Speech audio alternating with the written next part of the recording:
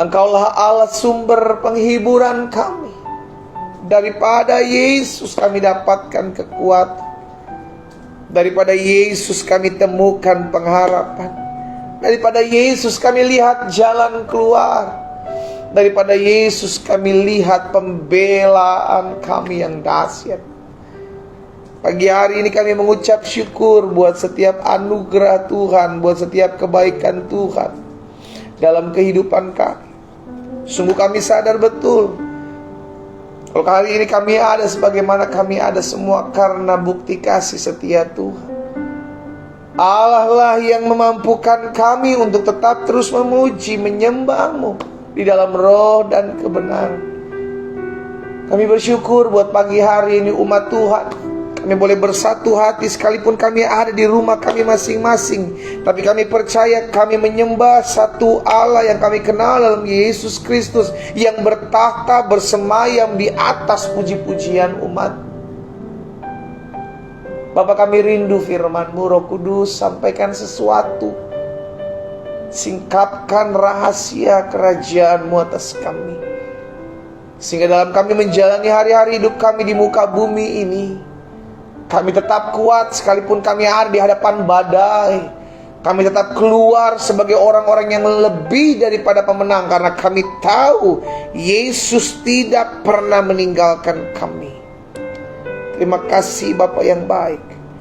Sampaikan sesuatu bagi masing-masing kami. Roh Kudus, urapi kami dengan roh hikmat dan wahyu, sehingga kami mengerti akan kebenaran. Dan biarlah kebenaran ini yang memerdekakan hidup kami. Di dalam nama Yesus Kristus Tuhan kami yang hidup, kami berdoa. Sama-sama kita katakan amin. Haleluya.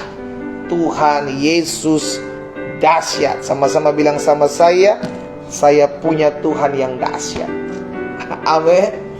Yes, saudara dikasih dalam Tuhan, kembali kita ambil Alkitab kita di rumah kita masing-masing, karena kita akan kembali mendengarkan firman Tuhan.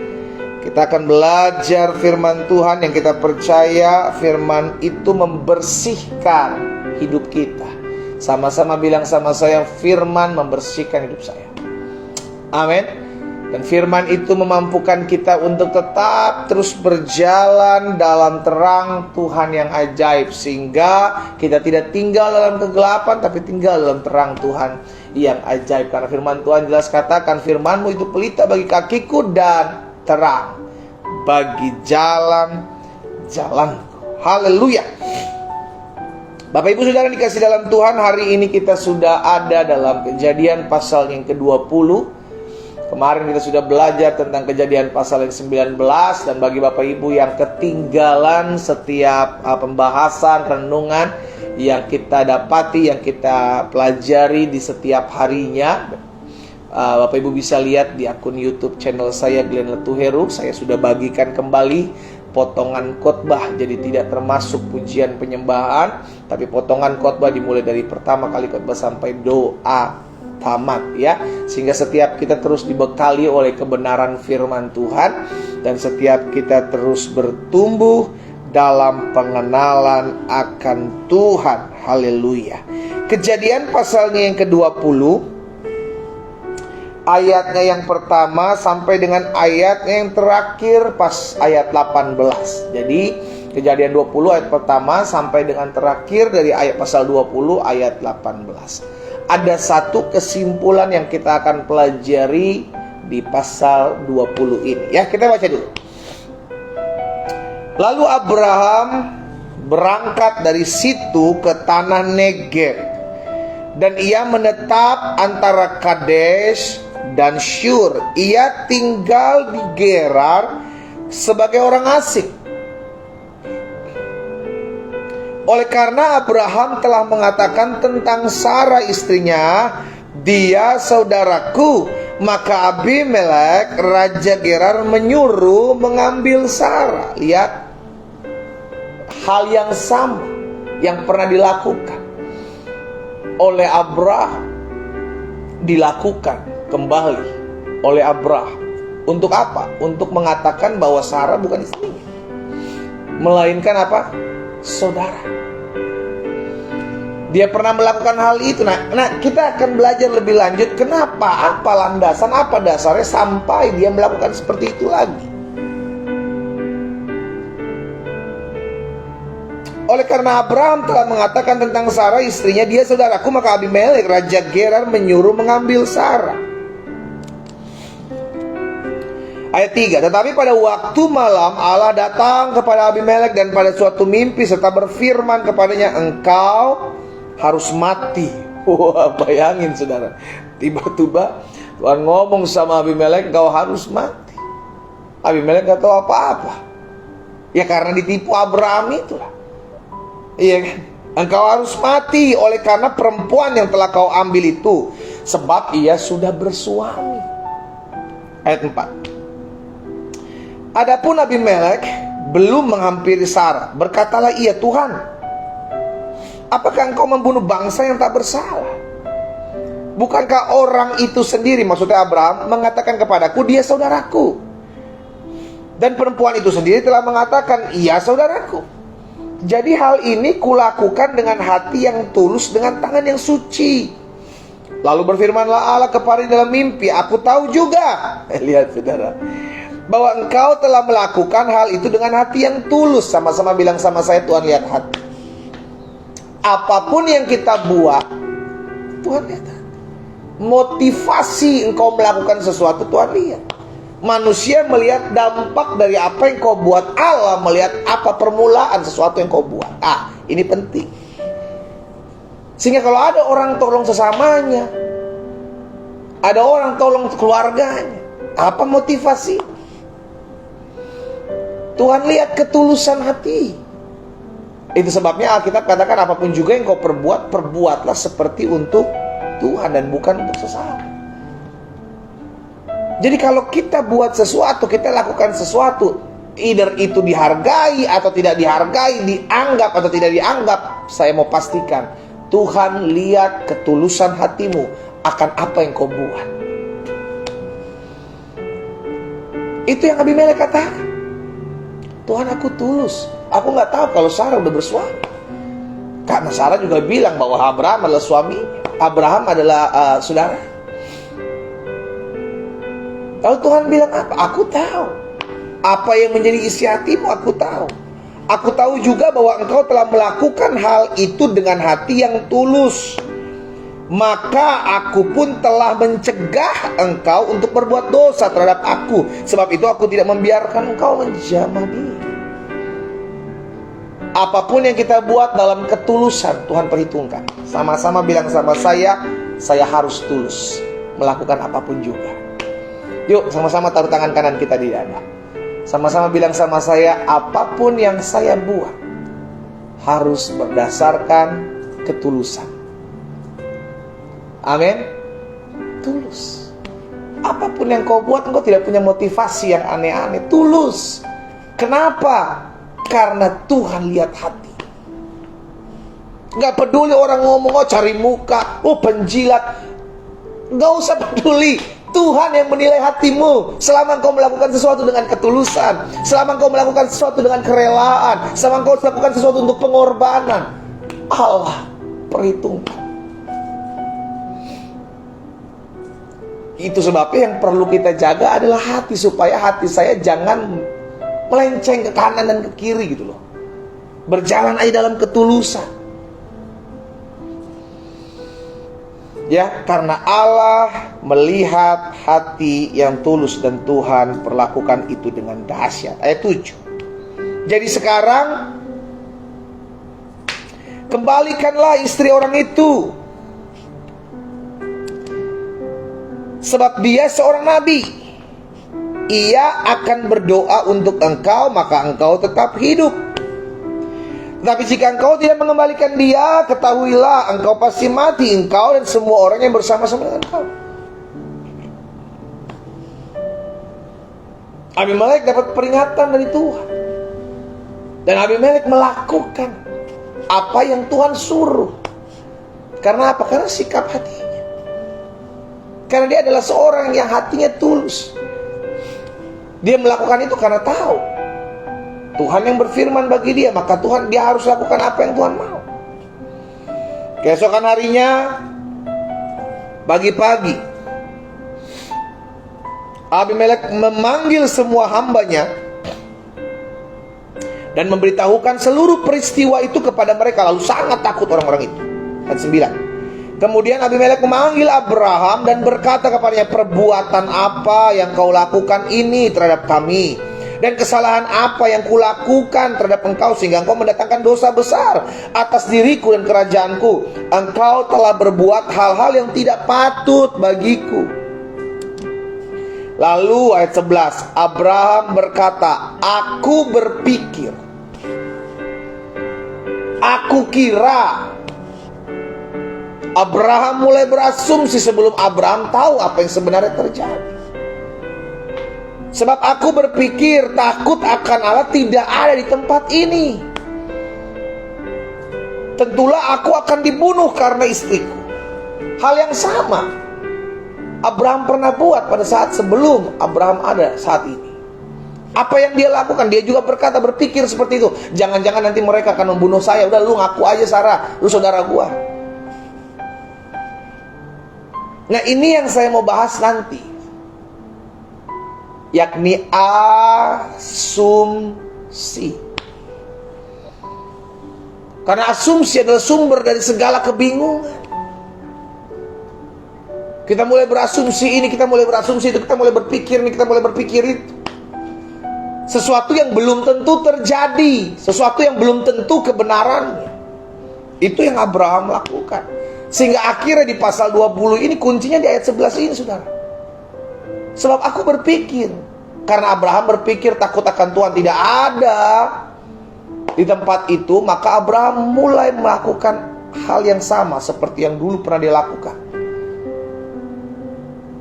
Ya, aku berpikir takut akan Allah tidak ada di tempat ini. Tentulah aku akan dibunuh karena istriku. Lagi pula ia benar-benar saudaraku. Setelah itu baru mulai Abraham melakukan pembelaan. Benar, dia adalah saudaraku. Cuman beda dari ibu, iya kan? Tapi sebelumnya dasarnya bukan itu. Bukan karena dasarnya memang benar-benar saudara, tapi karena takut akan Allah, dia pikir tidak ada di negeri itu. Lagi pula ya benar-benar saudaraku, anak ayahku hanya bukan anak ibuku, tetapi kemudian ia menjadi istriku.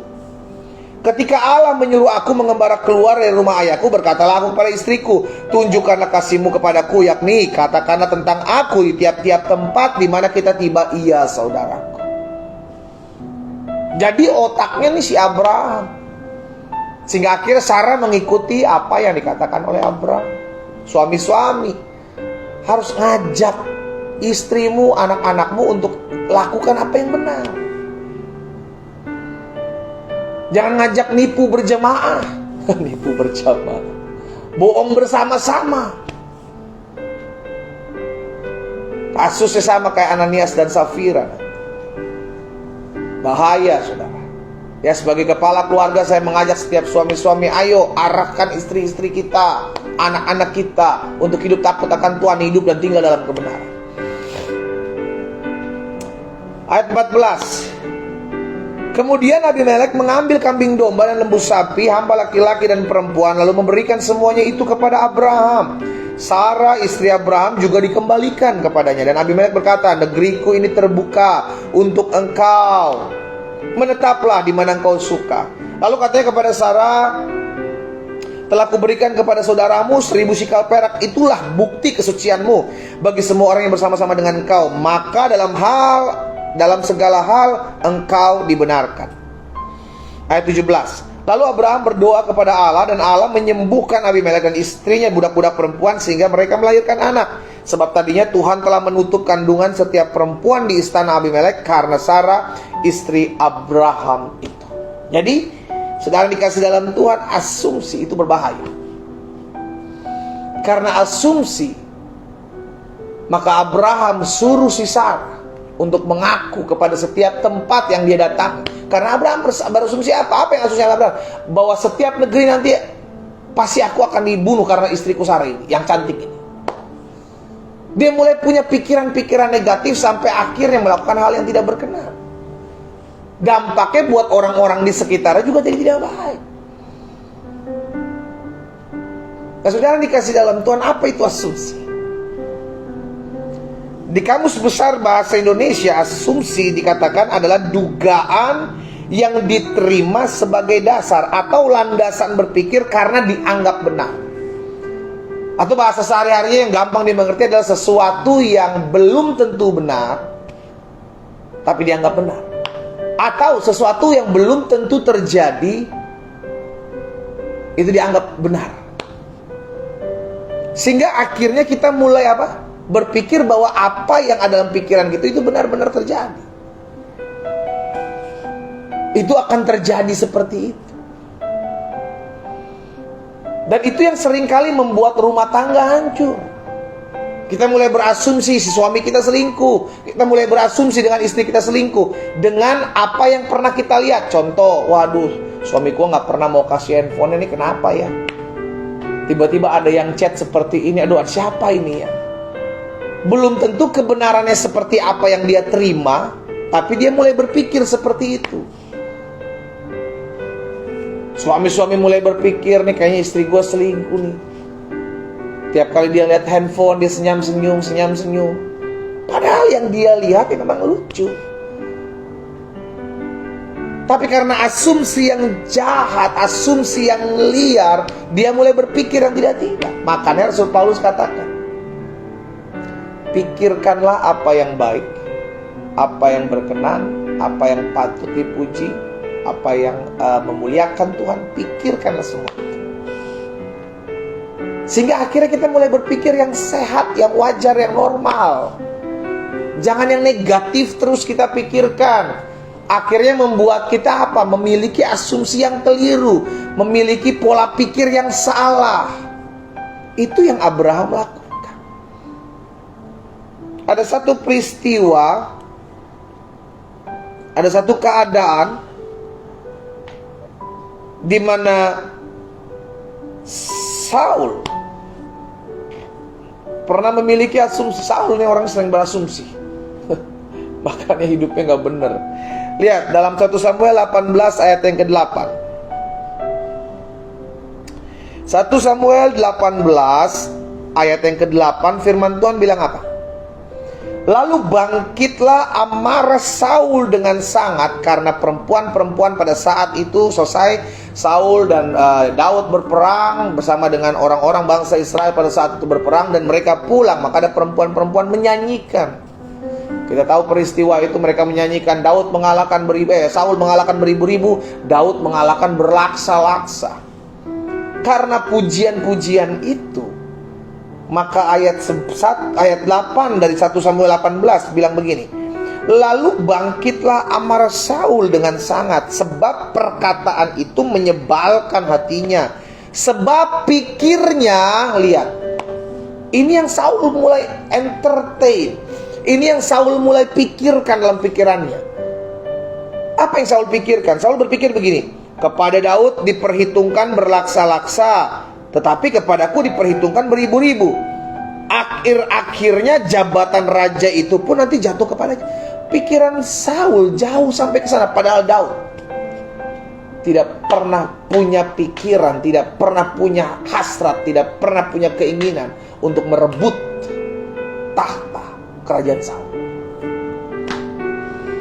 Tapi memang orangnya berpikir negatif terus.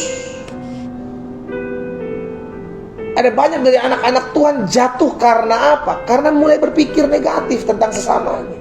Ini jangan-jangan berkhianat nih. Ini jangan-jangan ngomongin gua nih. Ini jangan-jangan ngerancangin jahat nih buat hidup gua nih. Jadilah seperti orang yang bernama Yusuf, yang punya pedoman, pegang prinsip, kalau Tuhan yang mengangkat hidupku, maka Tuhan akan tetap mengangkat hidupku. Sehingga apapun rancangan manusia dalam hidupku yang tidak aku ketahui, Allah turut bekerja. Allah pakai segala sesuatunya untuk mendatangkan apa yang baik. Sehingga dari situ kita gak akan pernah berasumsi yang negatif dengan orang lain. Oh, dia mau ngambil kedudukan saya, oh dia mau ngambil tahta saya, oh dia mau ngambil apa yang dipercayakan kepada saya. Kalau Tuhan yang memberi, hanya Tuhan yang bisa mengambil. Orang merancangkan apapun tidak akan bisa terjadi kalau bukan karena Tuhan izinkan. Itu yang kita pegang. Haleluya. Saul berasumsi seperti itu kepada Daud. Jangan-jangan nanti kerajaan gue diambil. Jangan-jangan nanti jabatan raja ini gue diambil. Sesuai dengan apa yang dia takuti, itu yang menimpa dia. Akhir-akhirnya jabatan raja itu pun diberikan kepada Daud. Apakah Daud dari awal menginginkan jabatan itu? No. Tuhanlah yang memberikan itu kepada Daud. Tapi Saul punya pikiran seperti itu. Karena apa? Hanya karena orang-orang nyanyi ini loh, saudara. Hanya karena orang-orang yang nyanyi ini, perempuan-perempuan nyanyi berbalas-balasan, Saul mengalahkan beribu-ribu, Daud mengalahkan berasa-rasa. Hanya karena perkataan itu, langsung dia pikirannya jauh. Oh, Daud nih ngerancangin yang jahat. Oh, nanti Daud nih ngambil kedudukan saya nih.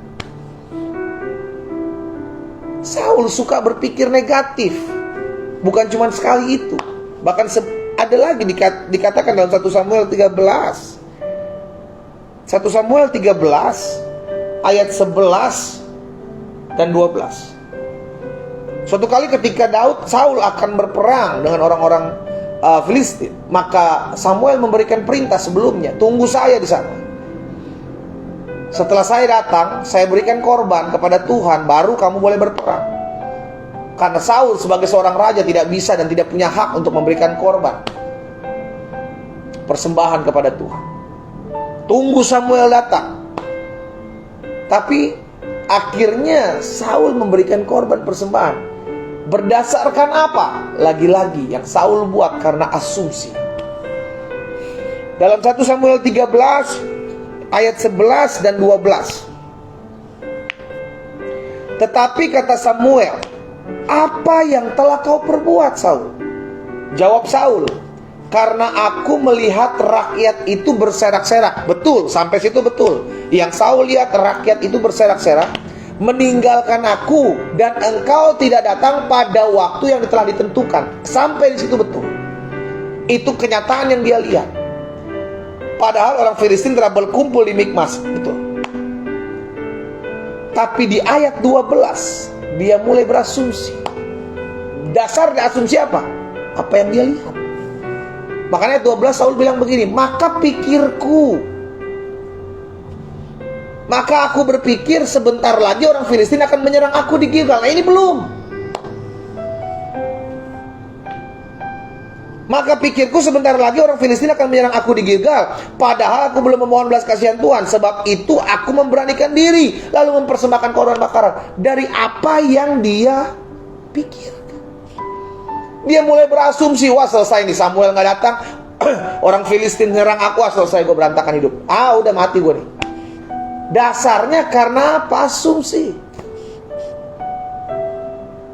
Seringkali banyak orang jatuh dalam dosa kekhawatiran karena asumsi.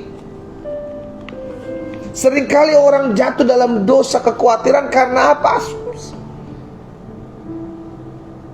Asumsi itu lahir biasanya dari apa yang kita lihat. Makanya Paulus bilang, kita hidup bukan karena melihat, tapi kita hidup karena percaya. Belajar untuk hidup percaya, bukan dasar hidup kita karena melihat. Karena ketika kita mulai melihat, kita mulai berasumsi, jangan-jangan nanti seperti ini nih, jangan-jangan nanti seperti. Beda, saudara, sangat jauh berbeda hitung-hitungan kita manusia dengan hitung-hitungannya Tuhan. Sama-sama bilang sama saya, hitung-hitungan manusia berbeda dengan hitung-hitungan Tuhan. Amin. Ya. Jadi jangan coba berpikir, aduh jangan-jangan nanti buat terjadi ini, aduh nanti siapa kita yang menentukan jalan hidup kita? No, kita manusia tidak bisa menentukan jalan hidup kita. Maka jangan berpikir yang aneh-aneh. Tuhan sudah menetapkan jalan hidup kita, Tuhan sudah menentukan jalan hidup kita. Bagian kita percaya. Saul suka sekali berasumsi karena memang orangnya berpikir jahat. Dengan Daud dia berpikir seperti itu. Dengan Samuel dia berpikir seperti itu. Karena itu belajar untuk apa yang ada di pikiran kita itu ditaklukkan, ditundukkan dengan firman. Makanya kemarin kan kita udah belajar sama-sama, saya sudah sampaikan bahwa pusat peperangan kita di pikiran kita. Kita mulai berpikir, jangan-jangan nanti terjadi seperti ini. Jangan-jangan nanti habis ini seperti ini terjadi. Jangan-jangan kita mulai berpikir jauh sebelum apa yang terjadi belum tentu terjadi. Itu sebabnya seringkali banyak orang khawatir, banyak orang stres, banyak orang depresi karena sesuatu yang belum tentu terjadi. Kita tuh terlalu ini gitu sudah. Kalau kita punya visi good, kalau kita punya berpikiran maju ke depan bagus. Tapi jangan sampai cara berpikir kita membuat kita cemas, takut, stres, tertekan, depresi karena sesuatu yang kita pikirkan yang belum tentu terjadi. Amin. Pastikan setiap kita menyadari hal ini.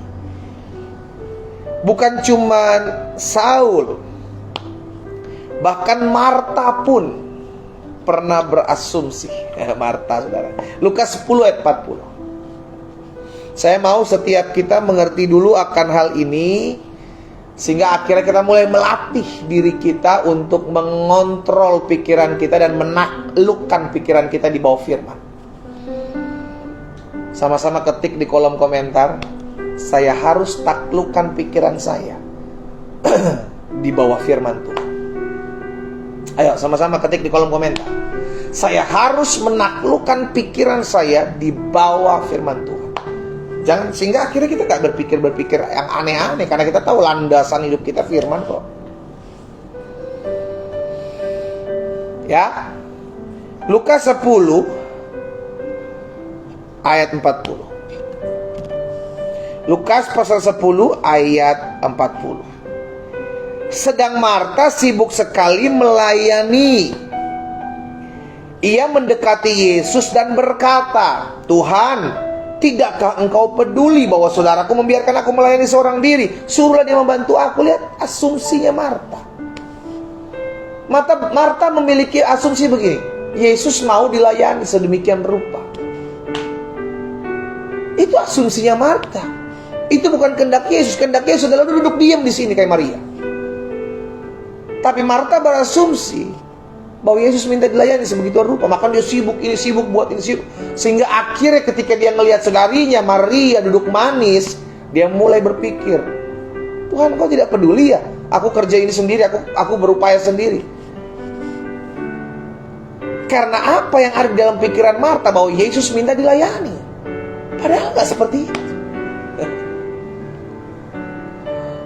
Bahkan Yesus sendiri pernah berkata, aku datang bukan untuk dilayani, aku datang untuk melayani. Itu asumsi yang pertama. Asumsi yang kedua, dia mulai berpikir apa? Maria,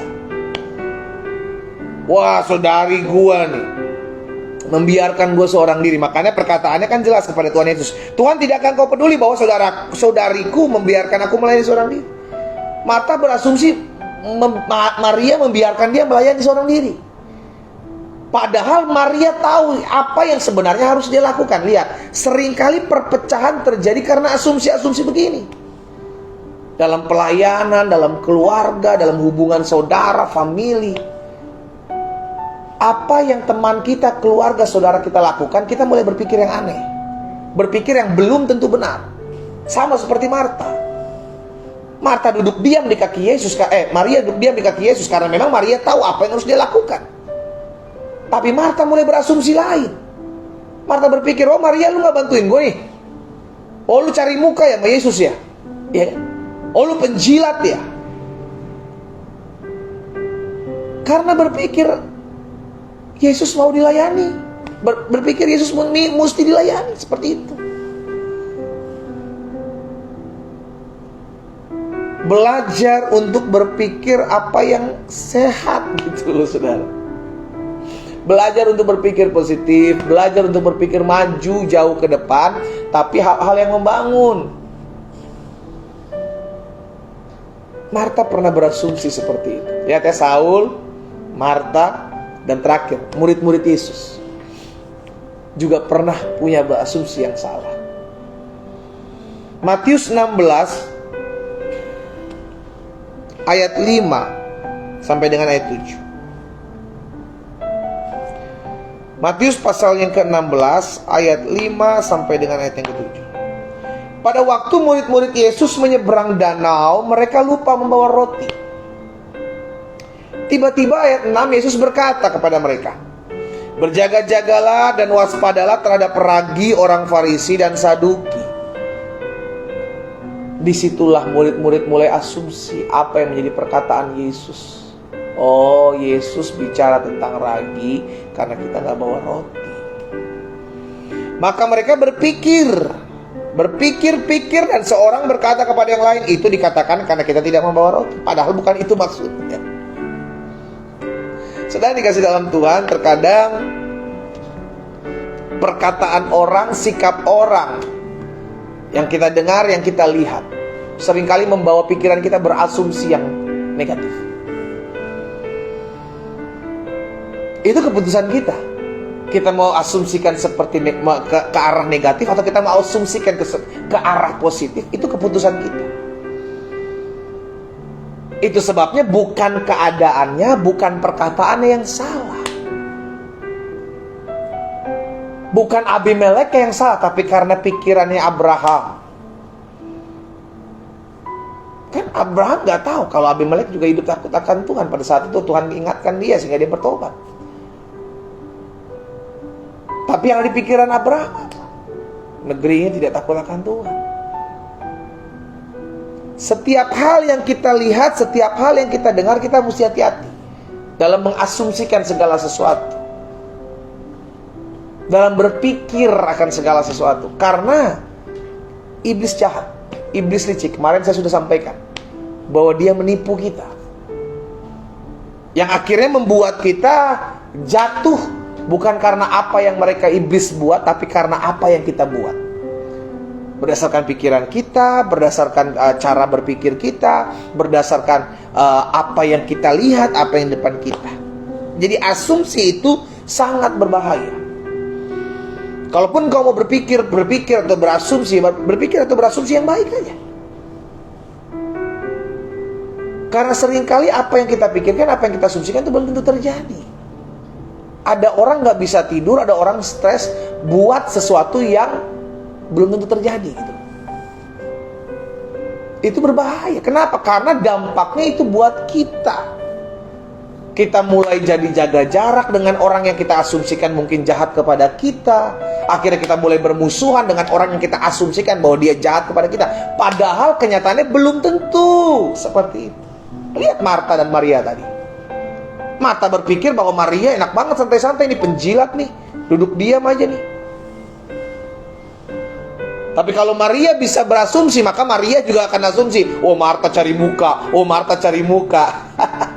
Iya saudara, ini pikiran kita adalah pusat peperangan. Ya, nah karena itu hati-hati dengan asumsi. Karena yang pertama saya pelajari, asumsi membawa kita kepada sebuah kesimpulan yang belum pasti.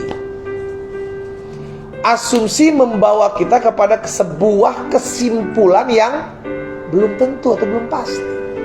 Sehingga kita sudah menyimpulkan, sama seperti itu yang Saul lihat. Saul lihat rakyat sudah mulai berserak-serak. Yang Saul lihat Filistin akan maju menyerang. Maka dia mulai mengambil sebuah kesimpulan. Samuel gak datang nih, gua kalau diserang gua mati. Akhirnya dia melangkah sesuai dengan apa yang dia asumsikan. Mulai mempersembahkan korban. Seharusnya itu tidak boleh terjadi. Jadi yang pertama, asumsi sangat berbahaya. Karena asumsi membawa kita kepada sebuah kesimpulan yang belum pasti. Yang kedua, asumsi sangat berbahaya karena asumsi akan membuat kita sulit untuk menerima tuntunan Tuhan. Kita berjalan bukan berdasarkan tuntunan firman, tapi kita berjalan berdasarkan tuntunan asumsi kita. Yesus bilang sama murid-muridnya, hati-hatilah, waspadalah terhadap ragi orang Farisi. Tapi asumsi murid-murid, oh lagi ngomongin roti nih. Berbeda, nggak menangkap visi Tuhan. Karena yang murid-murid lihat hanyalah apa? Asumsi dia. Jadi asumsi sangat berbahaya karena asumsi akan membuat kita sulit untuk menerima apa yang menjadi tuntunan Tuhan. Kalau kita mau hidup dituntun oleh firman, jangan hidup berdasarkan perasaan. Jangan hidup berdasarkan asumsi, tapi hiduplah berdasarkan apa yang firman Tuhan katakan. Itu tuntunan, itu arahan, dan jelas. Bahkan jangan mudah menghakimi keadaan dulu. Jangan mudah menghakimi orang dulu. Jalani aja dulu. Karena kita nggak pernah tahu apa yang mereka lakukan seperti ini. Kenapa? Kalau kita mulai berpikir seperti itu, kita mulai asumsi yang jahat, maka kita akan jahat. Jadi orang jahat. Kita berpikir orang ini jahat sekali nih. Jadi segala sesuatu yang baik yang kita lihat di depan kita, kita bisa asumsikan jadi liar, jadi jahat. Ada orang bagi-bagi makanan padahal dia tulus. Kalau kita mulai berasumsi, wah ini orang nih lagi panjat sosial nih. Ini orang nih lagi cari muka nih. Oh ini orang nih lagi sombong nih. Padahal segala sesuatu yang kita lihat bisa saja jadi baik, bisa juga tidak baik. Itu bukan urusan kita untuk menghakimi. Penghakiman milik Tuhan. Ya, jadi karena asumsi berbahaya, karena asumsi akan membuat kita sulit untuk menerima tuntunan Tuhan. Yang ketiga, asumsi sangat berbahaya karena asumsi akan menimbulkan kesalahan dalam kita menjalin komunikasi. Ada banyak komunikasi anak dengan orang tua, suami dengan suami, kakak dengan adik, om dengan tante, ya kan, ponakan dengan om tante. Itu rusak karena asumsi. Semua rusak karena asumsi. Karena itu pastikan setiap kita menyadari bahwa asumsi itu terkadang sangat banyak negatifnya gitu. Belajar untuk berpikir hal-hal yang baik, belajar untuk berpikir hal-hal yang membangun. Nah, bagaimana menghindari asumsi ini? Memang asumsi tidak bisa dihindari, tapi pastikan setiap kita jaga. Yang pertama, menghindari asumsi adalah bangun komunikasi yang benar. Caranya bagaimana? Jangan mulai berpikir, oh jangan-jangan nanti dia buat ini nih, oh jangan-jangan dia buat itu. Ngomong, tanyakan. Si Abraham gak tahu kalau si Abimelek ini takut akan Tuhan. Sehingga akhirnya apa? Dia mulai berpikir, ya udahlah, di sini nggak ada takut akan Tuhan. Berdasarkan nilai asumsi yang dia bangun sendiri, bukan berdasarkan kenyataan yang dia lihat.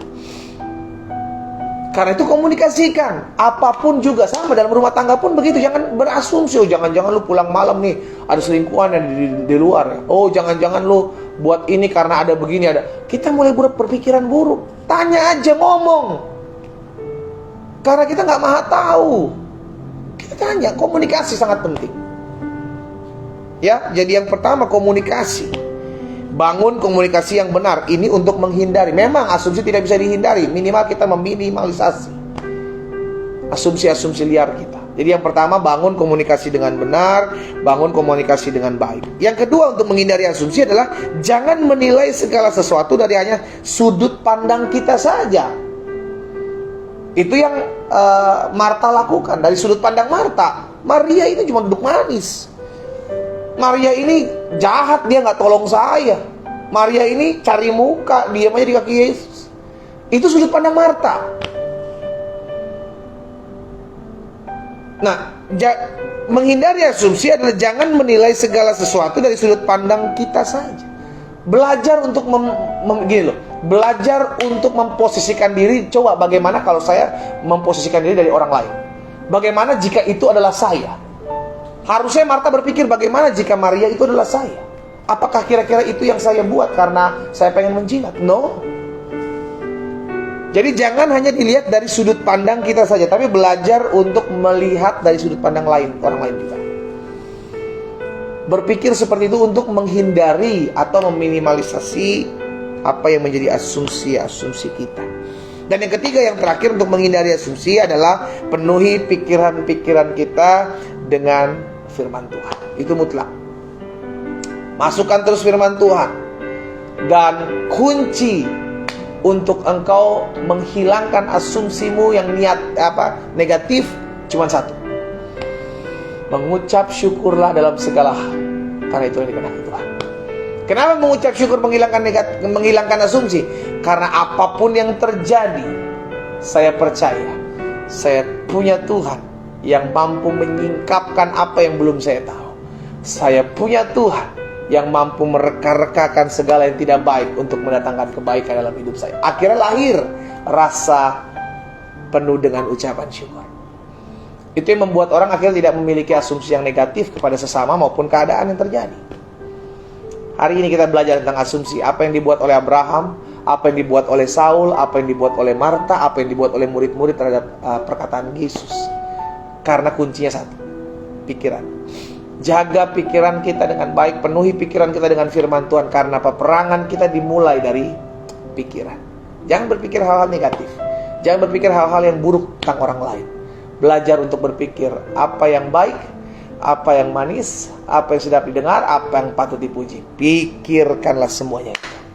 Kita berdoa, kita datang kepada Tuhan. Bapa, terima kasih buat kebenaran firman-Mu. Kami bersyukur karena kami tahu pikiran kami adalah pusat peperangan.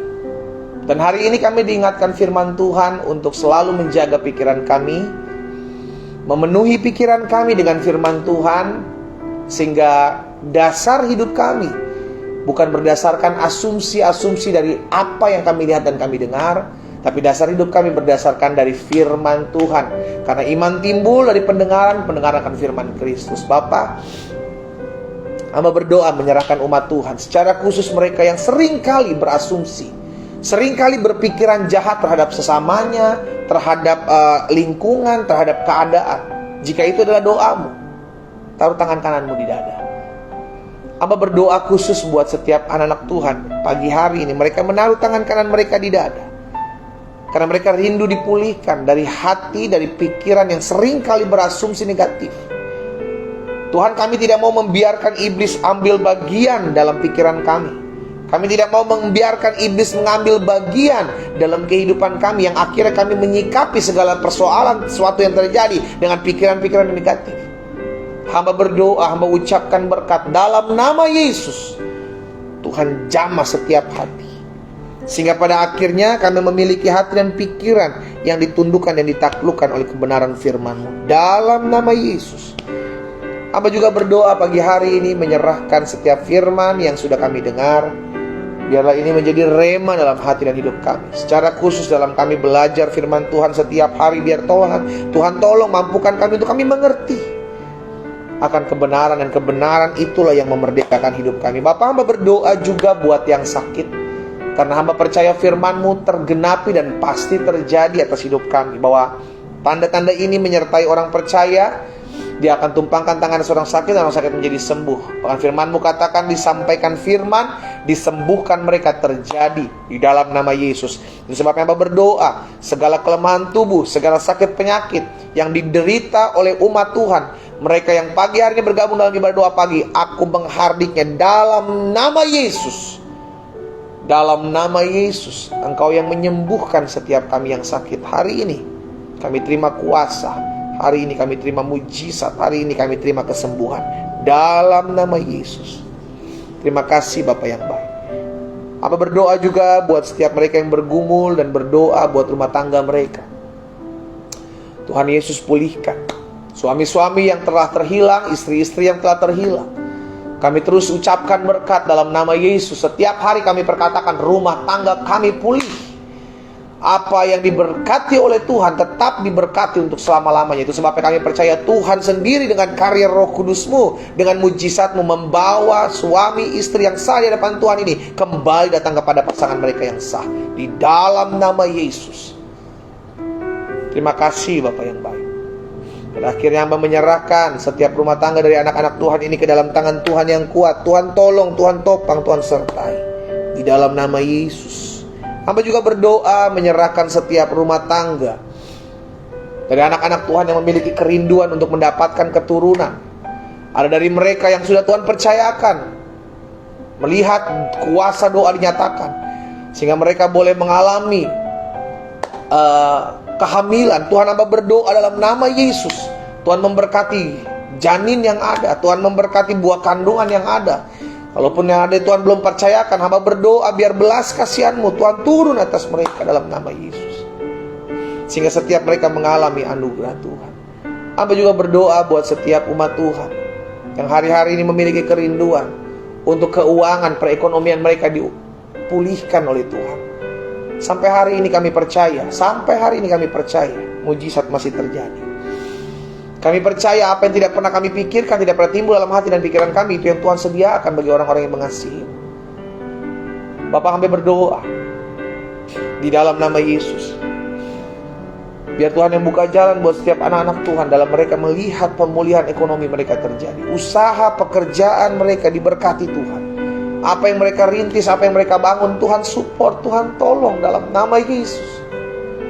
Sehingga setiap mereka melihat mujizat, melihat anugerah dan kasih Tuhan dalam hidup mereka. Bapak, hamba juga berdoa secara khusus buat anak-anak Tuhan yang hari-hari ini membutuhkan pertolongan Tuhan untuk melunaskan setiap utang piutang mereka. Dari apa yang mereka lihat, dari apa yang mereka dapati, biarlah mereka pelajari banyak hal. Sehingga akhirnya mereka menjadi orang-orang yang berhikmat, orang-orang yang bijaksana dalam mengatur keuangan.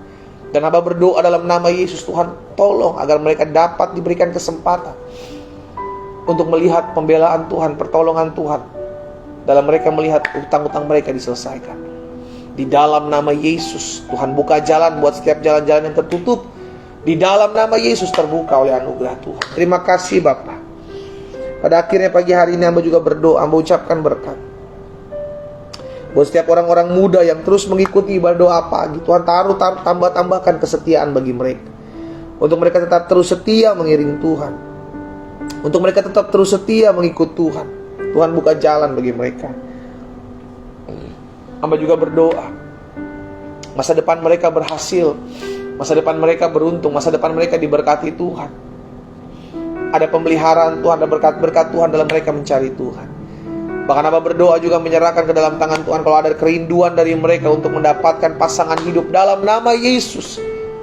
Tuhan Yesus tolong untuk mereka mendapatkan pasangan hidup yang terbaik, yang berasal daripada Tuhan. Tuhan bukakan jalan, dipertemukan mereka dengan pasangan hidup yang berasal daripada Allah. Terima kasih Bapa. Pada akhirnya hamba berdoa, hamba ucapkan berkat di dalam nama Yesus. Menyerahkan juga setiap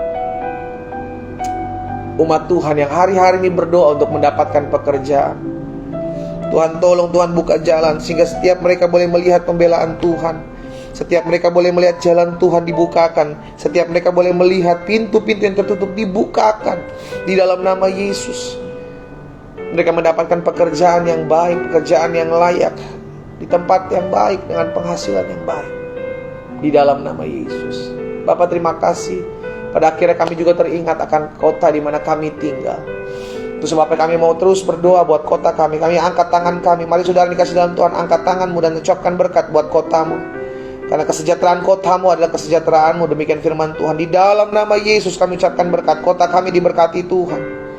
Barat, timur, utara, selatan dari kota kami dipagari dalam perlindungan Tuhan. Dijauhkan dari bencana alam, dijauhkan dari niat rancangan orang jahat. Di dalam nama Yesus, hasil bumi dari kota kami baik. Dalam nama Yesus, pemimpin-pemimpin pemerintahan kota kami diberikan roh takut dan gentar akan Tuhan. Dalam nama Yesus, kota kami menjadi kota yang diberkati Tuhan. Terima kasih Bapa. Kami berdoa juga menyerahkan pada akhirnya setiap jiwa-jiwa yang masih jauh dari Tuhan. Kami percaya sampai hari ini Tuhan mampu dan Tuhan jamah hati setiap mereka yang kami doakan setiap hari. Kami bawa nama-nama ini di altar kudus Tuhan, karena kami percaya ada kuasa dalam doa. Dan ketika kami menyebutkan ada nama-nama yang kami doakan, maka Tuhan sendiri dengan karya Roh Kudus-Mu menjamah setiap hati yang keras, sehingga mereka datang berbalik kepada Tuhan. Baik mereka dari pihak keluarga kami, orang-orang yang kami kenal yang belum mengenal Yesus, atau yang sudah pergi meninggalkan Yesus oleh karena satu dan lain hal. Tuhan, kami berdoa memohon belas kasihan Tuhan, jamah hati mereka. Izinkan kami melihat kuasa kemuliaan Allah menjamah mereka, dan mereka datang berbalik kepada Tuhan dalam nama Yesus. Terima kasih Bapa. Pada akhirnya hamba berdoa menyerahkan bangsa ini ke dalam tangan Tuhan. Kami berdoa mengucapkan berkat. Indonesia diberkati Tuhan, Indonesia dipulihkan Tuhan, Indonesia ditolong Tuhan, Indonesia dijaga Tuhan dalam nama Yesus. Pemimpin pemerintahan bangsa kami dalam perlindungan Tuhan yang sempurna. Kami berdoa dalam nama Yesus. Bapak Presiden, Wakil Presiden, jajaran menteri yang ada, kami berdoa Kapolri, Panglima TNI, kami berdoa Ketua BNPB, Ketua BNPT, BIN, BNN, dalam nama Yesus. Kami ucapkan berkat para gubernur, para wali kota, para bupati atas bangsa kami. Di dalam nama Yesus, setiap pemimpin-pemimpin yang ada, Tuhan beri roh takut dan gentarakan Tuhan. Beri mereka hati yang rindu membawa damai atas bangsa ini. Tuhan menjamah di dalam nama Yesus. Bahkan setiap orang-orang yang merancangkan yang jahat, roh perpecahan, roh adu domba yang ditaburkan orang-orang di atas bangsa kami patahkan dalam nama Yesus. Allah singkapkan setiap orang-orang yang memiliki niatan-niatan yang busuk di dalam nama Yesus. Kami berdoa pandemi COVID pulih atas bangsa kami. Kami ucapkan berkat pandemi COVID pulih atas bangsa kami. Dalam nama Yesus, bangsa kami bangkit, bangsa kami maju, tanah bangsa kami diberkati Tuhan, hasil-hasil bumi bangsa kami diberkati Tuhan, dijauhkan dari permainan-permainan kuasa kegelapan, roh kultisme atas bangsa kami. Dalam nama Yesus kami patahkan kuasanya. Allah berdaulat, Tuhan Yesus berkuasa atas bangsa kami. Terima kasih Bapa. Pada akhirnya kami bersyukur buat pagi hari ini. Kami akan kembali dalam aktivitas kami masing-masing. Kami percaya hari ini kami disertai, ditopang, ditolong Tuhan. Hari ini kami dituntun, diarahkan Tuhan dalam pemikiran yang sehat, pemikiran yang hidup mempermuliakan nama Tuhan. Mari saudara dikasih dalam Tuhan. Di rumahmu masing-masing, arahkan kedua tanganmu dan terimalah berkat Tuhan. Tuhan Yesus memberkati engkau dan melindungi engkau. Tuhan Yesus menyinari engkau dengan wajahnya serta memberikan engkau kasih karunia. Tuhan Yesus menghadapkan wajahnya kepadamu serta memberikan kau damai sejahtera. Dalam nama Bapa, Anak dan Roh Kudus, dalam nama Tuhan Yesus Kristus, kami terima berkat yang datangnya daripadamu. Dan kami percaya apa yang kami doakan sudah kami terima. Demi nama Yesus Kristus Tuhan, kami berdoa. Sama-sama katakan haleluya. Tuhan Yesus dahsyat. Mulai hari ini kita sudah tahu firman Tuhan tentang asumsi pikiran-pikiran kita. Jaga pikiran kita, tundukkan, taklukkan pikiran kita di bawah kuasa firman Tuhan. Pastikan setiap kita memiliki cara pandang yang benar dan memuliakan nama Tuhan buat setiap keadaan dan setiap peristiwa yang terjadi.